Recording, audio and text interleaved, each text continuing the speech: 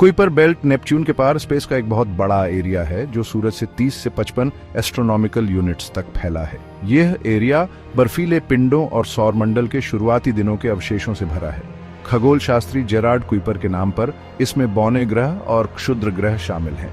क्षुद्र ग्रह बेल्ट के विपरीत कुइपर बेल्ट पानी, अमोनिया और मीथेन जैसी बर्फ से भरपूर है। माना जाता है कि यह कई छोटी अवधि के धूमकेतुओं का स्रोत है। कुइपर बेल्ट को समझने से खगोलविदों को ग्रहों की कक्षाओं को आकार देने वाली शक्तियों के बारे में जानने में मदद मिलती है। इसका अध्ययन हमारे सौर मंडल के अतीत के बारे में विवरण प्रकट करता है और अन्य ग्रह प्रणालियों को समझने में सहायता करता है। कुइपर बेल्ट अन्य तारों के चारों ओर मलबे डिस्क के लिए एक सादृश्य के रूप में कार्य करता है। यह इसे ग्रह विज्ञान की व्यापक पहेली का एक महत्वपूर्ण हिस्सा बनाता है। बौने ग्रह खगोलीय पिंडों की हमारी समझ में एक अलग श्रेणी है। वे सूर्य की परिक्रमा करते हैं और लगभग गोल आकार प्राप्त करने के लिए पर्याप्त द्रव्यमान रखते हैं। हालांकि ग्रहों के विपरीत बौने ग्रहों ने अपने पड़ोसी क्षेत्र को अन्य मलबे से साफ नहीं किया है। यह विशेषता उन्हें हमारे सौर मंडल के 8 मान्यता प्राप्त ग्रहों से अलग करती है। बौने ग्रह शब्द ने 2006 में प्रमुखता प्राप्त की, जब अंतर्राष्ट्रीय खगोलीय संघ ने ग्रहों के मानदंडों को फिर से परिभाषित किया, जिससे प्लूटो का पुनर्वर्गीकरण हुआ। एरिस की खोज, जो आकार में प्लूटो के समान है, ने इस संशोधन को प्रेरित किया। बौने ग्रह भूवैज्ञानिक गतिविधि, वातावरण और जीवन की मेजबानी की क्षमता के मामले में अलग अलग विशेषताएं प्रदर्शित करते हैं। ये अंतर उन्हें अध्ययन का रोमांचक विषय बनाते हैं, जो ग्रह निर्माण और विकास में अंतर्दृष्टि प्रदान करते हैं। हमारे सौर मंडल के भीतर विविधता को समझने के लिए बौने ग्रहों को समझना आवश्यक है। उनकी संरचना, कक्षाओं और अंतःक्रियाओं का अध्ययन करके वैज्ञानिक हमारे सौर मंडल के विकास के तरीके की अधिक संपूर्ण तस्वीर एक साथ जोड़ सकते हैं। प्लूटो, सबसे प्रसिद्ध बौना ग्रह, 1930 में क्लाइड टॉम्बॉक द्वारा अपनी खोज के बाद से खगोलविदों को आकर्षित करता रहा है।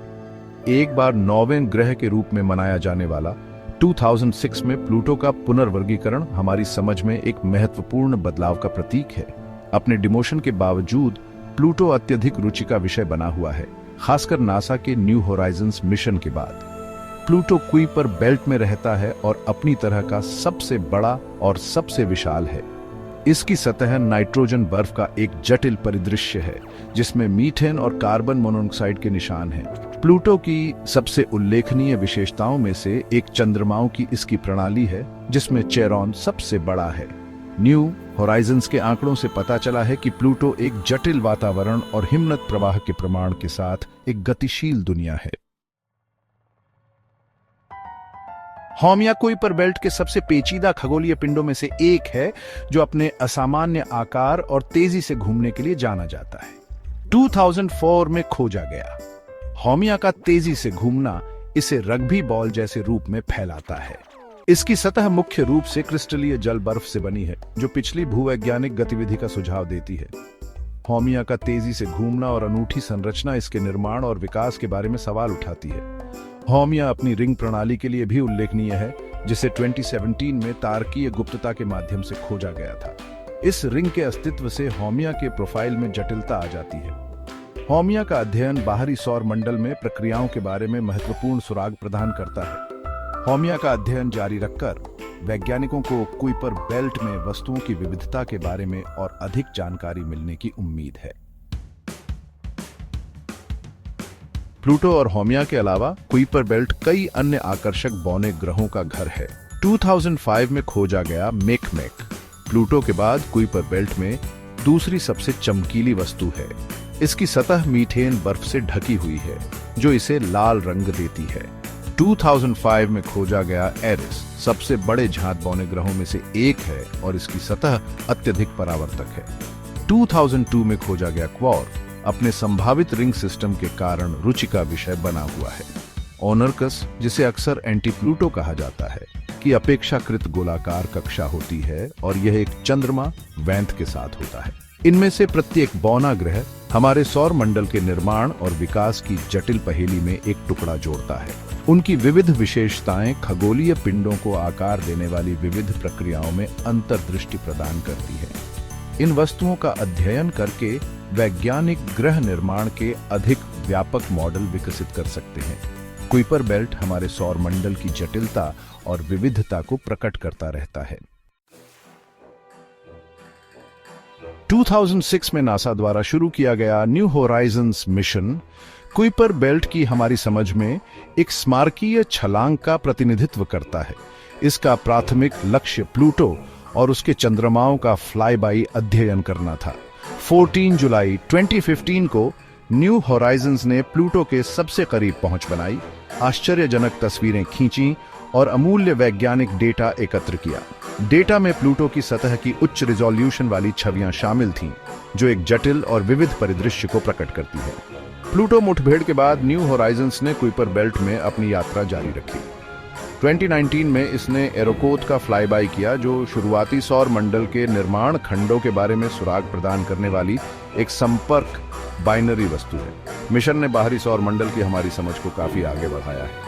प्लूटो और अन्य कुइपर बेल्ट ऑब्जेक्ट्स का विस्तृत अवलोकन प्रदान करके इसने अन्वेषण के नए रास्ते खोले हैं। एकत्र किए गए डेटा का विश्लेषण जारी है, जिससे सौर मंडल के बाहरी क्षेत्रों के निर्माण और विकास के बारे में नई खोजें हो रही हैं। जबकि न्यू होराइजन्स जैसे अंतरिक्ष मिशनों ने बहुमूल्य अंतर्दृष्टि प्रदान की है, दूर के खगोलीय पिंडों की खोज और अध्ययन के लिए जमीन आधारित दूरबीन आवश्यक उपकरण बने हुए हैं। हवाई में सुबारू टेलीस्कोप और चिल्ली में वेरी लार्ज टेलीस्कोप जैसे उपकरण नए कुइपर बेल्ट ऑब्जेक्ट्स की पहचान करने में सहायक रहे हैं। जमीन आधारित खोजों ने कुइपर बेल्ट की विविधता और जटिलता के बारे में हमारी समझ का विस्तार किया है। टेलीस्कोपिक अवलोकनों ने कई केबियों की पहचान की है, जिनमें से कुछ बौने ग्रहों के रूप में योग्य हो सकते हैं। ये खोजें सौर मंडल के निर्माण के मॉडल को परिष्कृत करने में मदद करती हैं। भविष्य को देखते हुए कुइपर बेल्ट की आगे जांच के लिए कई मिशनों की योजना बनाई गई है। प्रस्तावित Kuiper belt object explorer mission का उद्देश्य कई केबियों का पता लगाना है, जो उनकी सतहों और संरचनाओं का विस्तृत अध्ययन प्रदान करता है। सौर मंडल के बारे में हमारी समझ को आगे बढ़ाने के लिए कुइपर बेल्ट के भविष्य के अनुसंधान और अन्वेषण महत्वपूर्ण है। जमीन आधारित वेधशालाओं और अंतरिक्ष मिशनों के बीच सहयोगात्मक प्रयास इस अन्वेषण में महत्वपूर्ण भूमिका निभाते रहेंगे। सौर मंडल के इतिहास और विकास को समझने के लिए कुइपर बेल्ट का बहुत बड़ा वैज्ञानिक महत्व है। प्रारंभिक सौर मंडल के अवशेषों से भरे क्षेत्र के रूप में यह आदिम सामग्रियों का अध्ययन करने का एक अनूठा अवसर प्रदान करता है। ये वस्तुएं सौर मंडल के निर्माण के दौरान मौजूद परिस्थितियों और प्रक्रियाओं की एक झलक पेश करती है। कुइपर बेल्ट के भीतर बौने ग्रहीय भूविज्ञान और गतिकी का अध्ययन करने के लिए प्राकृतिक प्रयोगशालाओं के रूप में कार्य करते हैं। उनकी विविध रचनाएं और सतह की विशेषताएं खगोलीय पिंडों को आकार देने वाली विविध प्रक्रियाओं में अंतर्दृष्टि प्रदान करती हैं। कुइपर बेल्ट खगोलीय पिंडों की परस्पर क्रिया और गुरुत्वाकर्षण गतिकी का अध्ययन करने के लिए एक प्रमुख क्षेत्र है।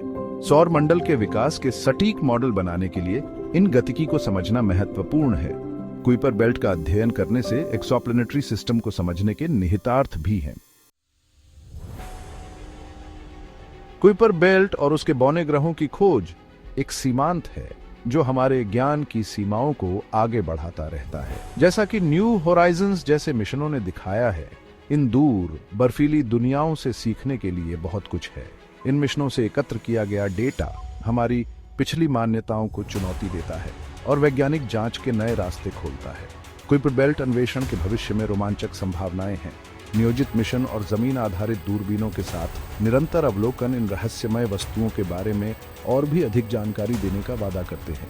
कुइपर बेल्ट को समझना केवल सौर मंडल के बारे में हमारे ज्ञान का विस्तार करने के बारे में नहीं है, ये ब्रह्मांड में हमारे स्थान को समझने के बारे में है। इस क्षेत्र की निरंतर खोज नई खोजों का वादा करती है और ब्रह्मांड की हमारी समझ को गहरा करती है। कुइपर बेल्ट एक आकर्षक सीमा बना हुआ है, जो हमें हमारे सौर मंडल की उत्पत्ति और विकास के बारे में और अधिक जानने और जानने के लिए आमंत्रित करता है।